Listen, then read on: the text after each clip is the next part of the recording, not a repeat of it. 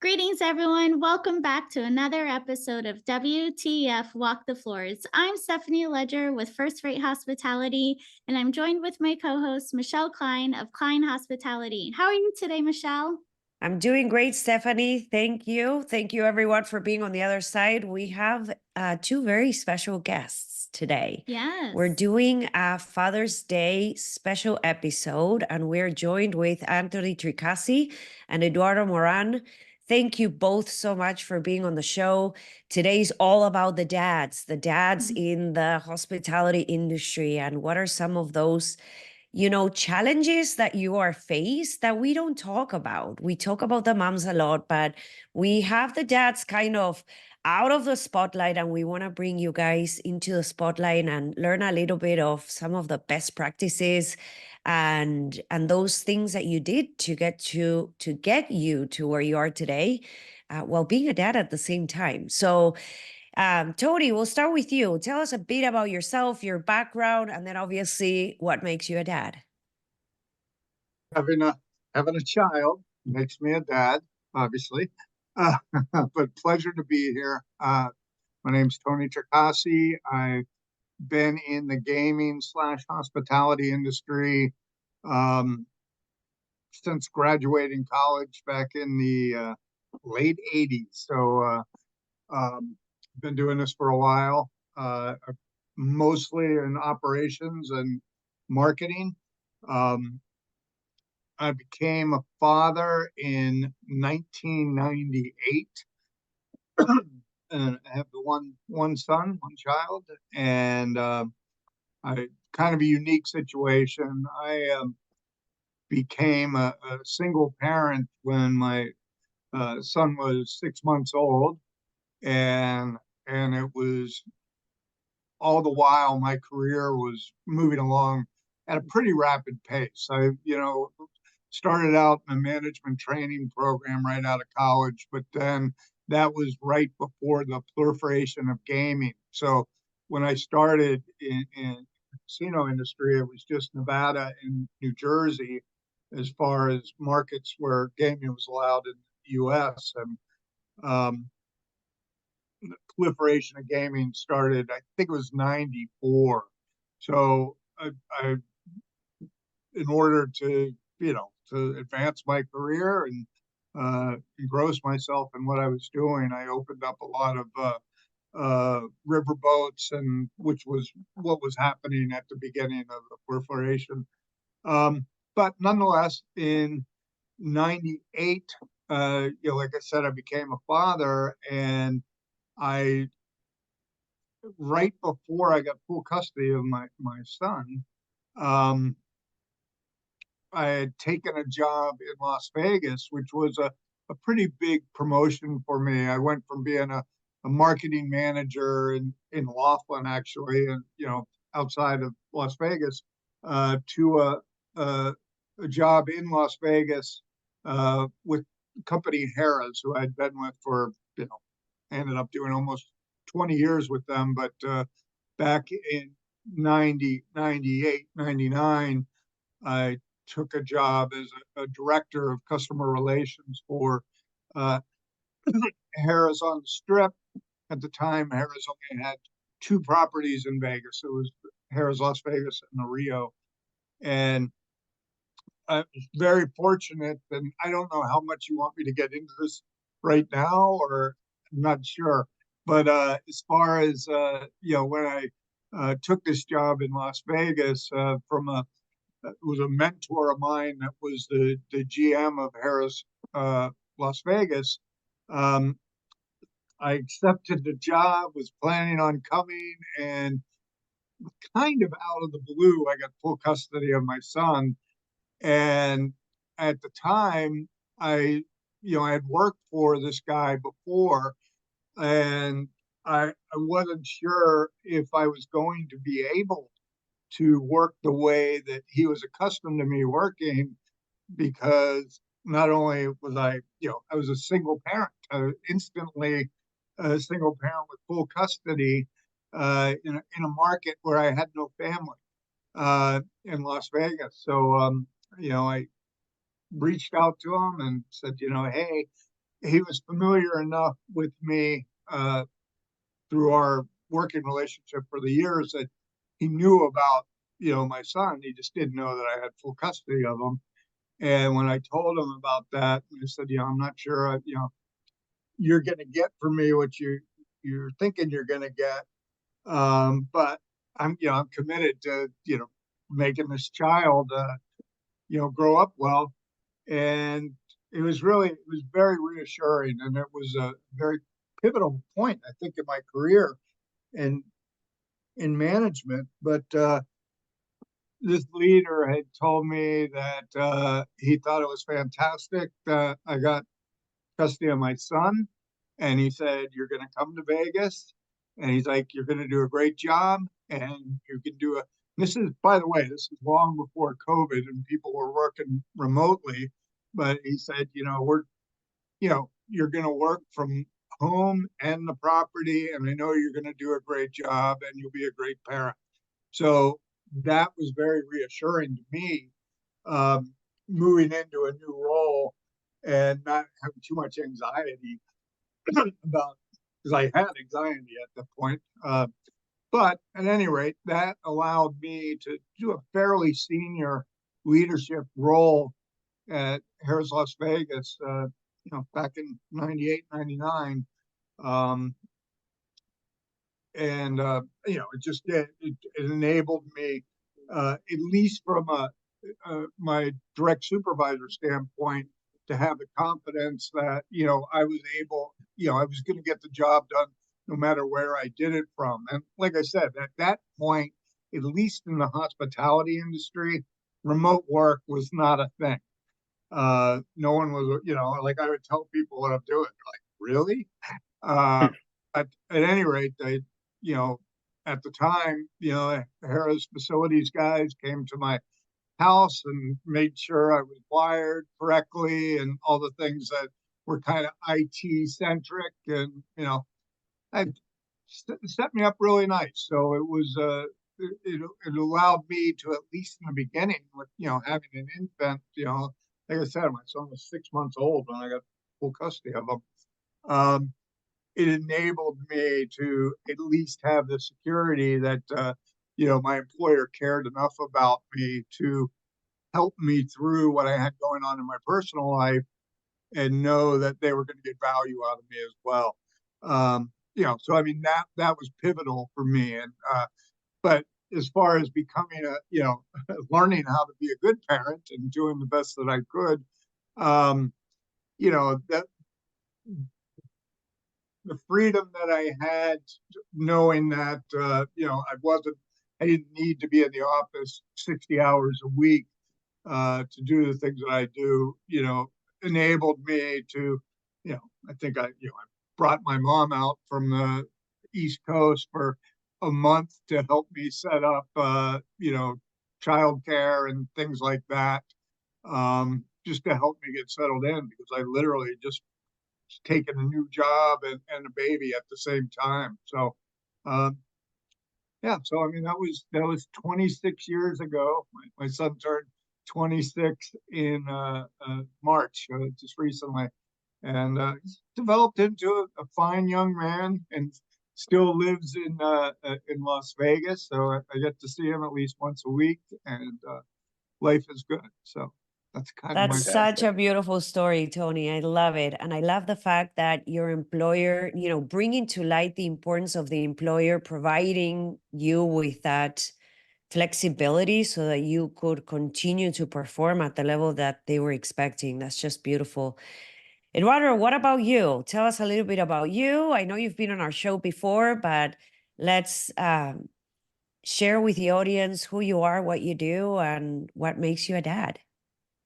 Well, first of all, thank you for having me once again, ladies. Last time was a total thrill, and I can't imagine how this would go on differently. My name is Eduardo Duran. I am the president and founder of Inside Hospitality Solutions. We are a boutique consulting firm that focuses on luxury. We work mainly on three things. We work on quality and improvement. So that's your division for standards, mystery shops, SOPs, and so on and so forth. We work on learning and development. So from C-level executives in terms of coaching, one-on-one coaching. And thirdly, what we call brand engineering. So developing new brands, creating concepts, creating the vibe, sort of like music and entertainment for a company. That's a lot of what we do. What makes me a dad?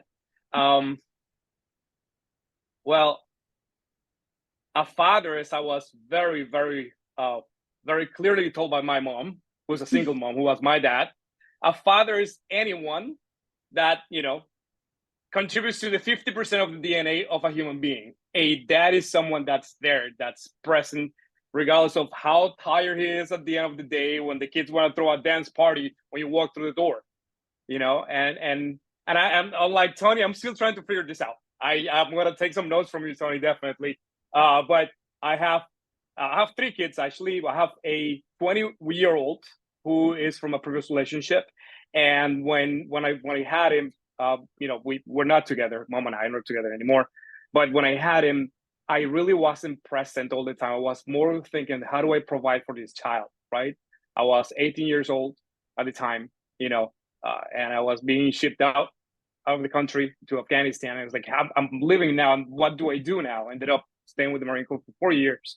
But when I got back, I tried to reconnect with him. I still, we're at this point, we're really good friends, but I really wasn't present in those precious little moments. So that's something that really sort of stayed with me throughout my years, to the point where I was like, listen, I'm only going to focus on this kid, and that's it, right? And try to make a good relationship with him, where he sees me not only as a father, but as a friend, someone that he can confide in. And then fast forward, 20 years, I finally get together with a person that can stand me, my wife now. And I wouldn't say the only reason, but one of the main reasons as to why we got together is because she asked me, do you want to get married? I said, no. Okay, perfect. We're on the same page. You don't want any kids? No, I don't want any more kids. I want to work on my kid and travel the world. Perfect. The pandemic hits. My work at Forbes basically is gone at this time. When I was working for Forbes Travel Guide, and my wife was just pregnant. So that was quite a shock. And I had decided to start my new company during the pandemic. So you can imagine, start a new company that's related to travel and the hospitality industry when it was basically shut down, and now being a dad. It was terrifying at the beginning, but I have a great support. My mom, my in-laws are really a great presence in our kids' lives, and my wife is just a rock. She's always been there through everything with me. From making the first calls to the first clients. When she was 6 months pregnant. The making the last calls to reschedule things when she was actually in labor. She was in labor. It's like, excuse me, I'm calling from Inside Hospitality Solutions. We have a little bit of a family emergency at the moment, but we would love to reschedule with you next week. And 30 minutes later, she wasn't late. That's the craziness of this. But what makes me a dad, I think, it's being present. I travel a lot, as you know. But the beautiful thing about starting your own company and them living within this realm is that I can take my family with me to certain assignments when I can. And my wife works fully remote. So as long as she's got reliable internet, she works from anywhere in the world, and it's perfectly fine. So one of the things that I do that I consciously make a huge effort about is to stay connected. Story time at night with my kids, right? So it doesn't matter where I am, whether I am in Abu Dhabi or Alaska, 8 o'clock Eastern Standard Time, I'm FaceTiming with my kid, and we're reading The Adventures of the Amazing Spider-Man. That's kind of like our little ritual every single night. And yes, I do miss a call here and there, but he knows and he waits for that. Also, because as an entrepreneur, and you ladies know this, our time is extremely limited. I try to be more present and provide more quality time, while still kind of like finding a little time for myself to find an outlet, an avenue, so I can release my stress before coming home. Self-care is extremely important to me, and self-care it comes in many different ways and shapes. For me, for example, it's, just when I'm home, I'm coming back from an assignment, I stay in my driveway for about 5 minutes, and I meditate.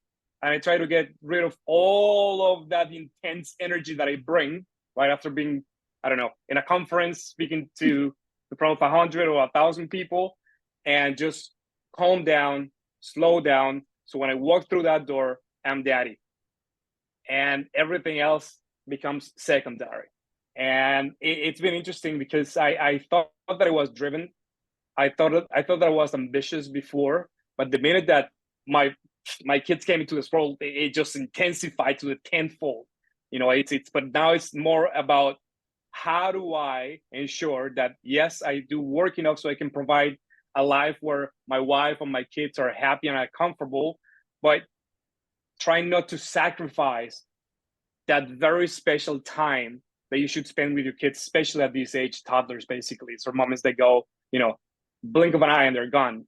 So being present, finding a little time for myself, for my music, so that allows me to be present there when my kids need me, and just being consistent. Little rituals. It doesn't have to be something big, but just, something as silly as story time, creates that bond and creates that connection with my kid. I'm also a Spider-Man super fanatic, so we have that in common now. Nice. What great stories, and especially too on such opposite ends of the spectrum of, relying on the corporate side of having the support, but then also too now being an entrepreneur. And even we know in hospitality, we spend so many hours as it is working, and then being an entrepreneur as well is spending more time. But for our audience, my question is what advice would you have if there was a new dad or getting ready to start a family? What advice do you have for them? Because I think, the first thing that comes to mind, especially on the mom side, as we've talked about, is we look at all these hours and, the hotel's open 24/7. So you never know when you're going to get that call. But then also too, making sure that what you were saying, Eduardo, is, being present. So Anthony, to start off with you, what advice would you have for new fathers? For folks that work in our industry, which it is time consuming, at least in what I do. I kind of along what Eduardo was talking about. It's all about quality time, right? It's easy to be physically, well, it's not always easy to be physically present, but you get worn out, in what you do for a living. It's in today's day and age, where kids can easily be caught up in video games or phones or, iPads or whatever electronics, having some form of kind of scheduled quality time along the lines of the Spider-Man. My son's a huge Spider-Man fan. I think my son, for probably 5 out of the 13 or 14 Halloweens that he participated in, was either Spider-Man or the Red Ranger. But yeah, I think it's ensuring that you have some kind of quality time, and that gets hard too. And you could do a whole nother story on single parents versus just being fathers. But it's in my world. I had to wear multiple hats because I needed to make sure that as much as I wanted it to be fun and games for him when I was around him, when I got home every day, I still had to make sure that he did his studies and got his homework done and things like that before we could play. And, I struggled with that back in the day because I just wanted everything to be fun and nice for him. I wanted him to be, a happy, normal kid.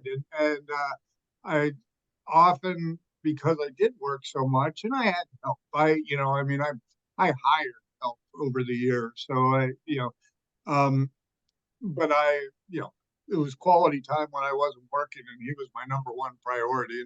And he still is, even though he's an adult out on his own. He's still why I do everything I do. but I think having some type of structured, scheduled, quality time that, allows your kids to know that you're there for them and you love them and you want nothing but for them to grow up to be a healthy human being. I think that's what's most important. I love that. That's great. So, Eduardo, you brought up the fact of having a specific routine where you know that you can be present, right? Like story time, regardless of where you are in the world. And Tony, you mentioned having that quality time. So I feel like you're both in very much alignment when it comes to, sure, we're going to put in all those hours at work, but when it's time to turn it off, we have to be very aware and intentional about turning it off, right? And then, Tony, you mentioned hiring help. And that's something that not a lot of us parents, regardless if you're a mom or a dad, that we evaluate or consider early on in our careers. So if the employer does not provide the team member with that help, right, with having some sort of support system, what would you say, Eduardo? I don't know if you do have some help or have hired at any point in time, or Tony, if you want to take this question, but what would you tell the dads on the other side so that they can really think about hiring that help with a little more conviction that it really pays off? Because for us, I know that it really did, because it allowed us to perhaps not invest so much time on the mundane things or tasks that still need to get done around the house, and allowed us that very little time that we had with the kids when we were home to spend it with them doing just that. So what is it that you could tell them so that they can really consider this as an investment as opposed to an expense? But it's obviously it's a little bit of both. And back in those days, right, 26 years ago, I wasn't overly liquid on wanting to, or needing to spend money on help with, raising my son. But it's, like anything, you prioritize and you find things that, if you shop just like you do for anything else, you find what's right and has value at a price point that you can afford. Back in the early days for me, it was, I found a, a child care place that was fairly close to where I worked. And it was all about, developing relationships with people to help you on your journey, right? So the place that I found back, 26 years ago was called Teacher's Apple, and it was, it was for kids that were not ready to go into school, right? Not kindergarten, below kindergarten age. But it was like daycare, but they were really nice, loving people that ran this program. And, you develop relationships with people that you entrust to care for people that you care about. And so that was, it was still an expense, but I mean, that was expense on a budget for me back when, my son was, 6 months to maybe 4 years old. I think, and for that time period, I, used this Teacher's Apple almost exclusively to help me manage, working and to ensure my son was being taken care of while I was at work. Um, Post that, I had hired, I think I had two nannies in Cameron's life. One was a Russian woman that was an aunt of somebody I worked with who was lovely. And, my son in his early age was, speaking Russian words as well as English. And couldn't understand him, but it was a good experience for him. But just to go back on, finding environments that are good for the people you care about, and I think that would be my recommendation for new parents. To help them ensure they have quality time when they're away from work, is to get some of that stuff taken care of. Through whether it's employing somebody or just finding some people are fortunate enough to have family members that are convenient, that can also help participate in that. But try and get some of the things done that so it enables you to have more quality time when you're away from work. Love it. Eduardo, anything else you want to add on to that? Yeah, so my toddlers are 2.5 and 1.5 now. We not everybody has the opportunity and the ability to hire external help sometimes. We've been very, very fortunate that we've been able to do that when we needed it. We also had great support from our parents as well, who spend 2 or 3 months at a time here. They're retired, so this is their perfect life, right? But at some point, we've hired a nanny. And to me, it's I'm a little bit of a helicopter parent, I must admit. I need to see who they're hanging out with, so to me, it was about alignment. So even though, and I agree with you, Michelle, 100%. If time is of the essence, and where are you deciding to allocate that resource, right? Would you like to spend more time doing laundry or doing the dishes than having a playtime with your kids? So that's what we did. But it was very important for me, for us, for my wife and I, that this person, we went through at least 14 people. This person, that their own core values aligned with us, with our vision of what the upbringing of our children was going to be, that they were caring, that they were responsible, that they were, firm when they needed to be firm, that they were empathetic, that they were, really focused on the child at the time. So to me, it's more about alignment. If you bring someone that's going to instill the same values that you want to instill in your kids, right? You got to make sure you do your homework and understand, what's the background of this person, if they've had kids before. I mean, it was almost like a psychoanalysis session for like 14 people, but we found the perfect person that helped us. We are currently enlisting our kids into the Montessori school, which it has a phenomenal program as well. It's all about, teaching the kids to be self-sufficient, which is great. And again, no one is self-sufficient enough to say that they've made it on their own. And sometimes it's about, being humble and say, you know what?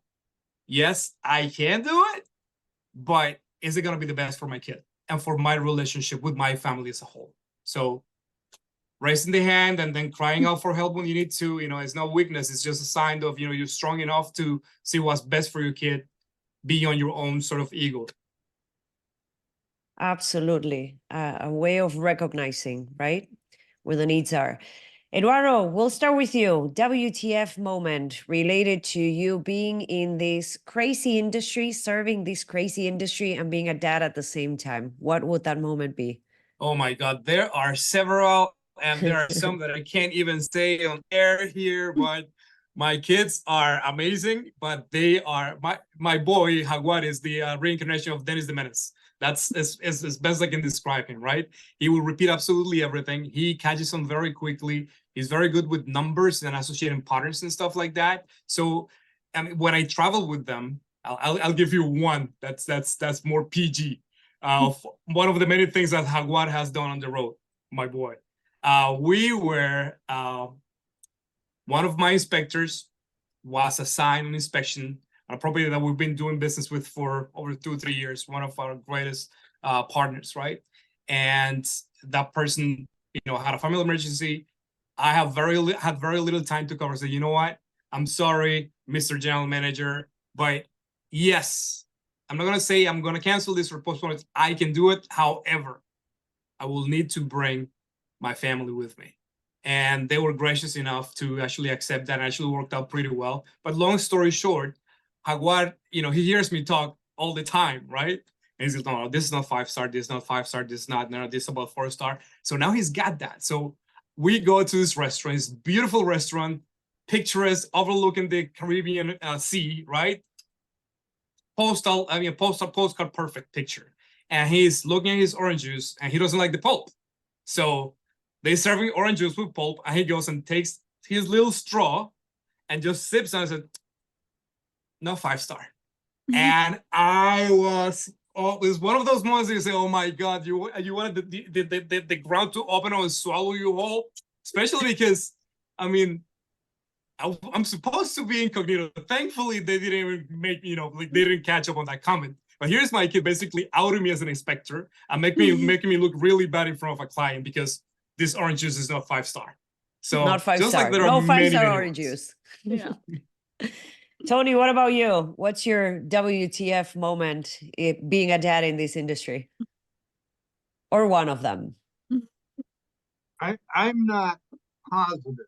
And maybe I didn't understand the question completely. What's like walk the floors moment or what's WTF? It can be either or. So the most Interchangeable. memorable moment of you being a dad in this industry. Everything in my son's life has been very memorable for me, and I've adored every moment of it. I've